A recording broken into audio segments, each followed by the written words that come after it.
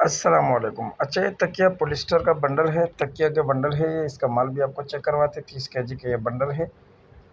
Video को आखिर तक देखें, चैनल को सब्सक्राइब करें, बेल आइकन पर क्लिक करें ताकि हर नई अपडेट आपको मिलती रहे। तकिया का बंडल है 30 केजी का।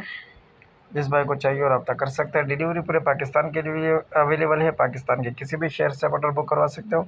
माल ट्रक अड्डे के ज़रिए से बिल्टी करवा दिया जाता है, बिल्टी व्हाट्सअप कर दी जाती है, जिसके ज़रिए से आप अपना माल अपने शहर में वसूल कर सकते हैं।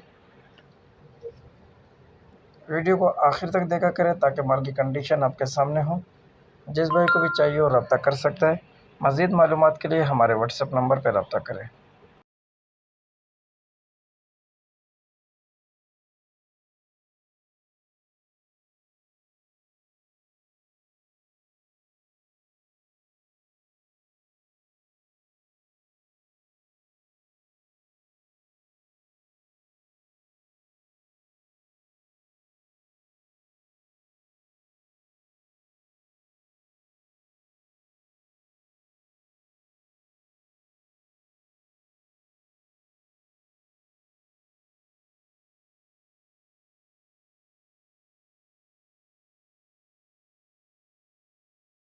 अगली वीडियो के लिए हमें इजाज़त दीजिए। अल्लाह हाफिज़।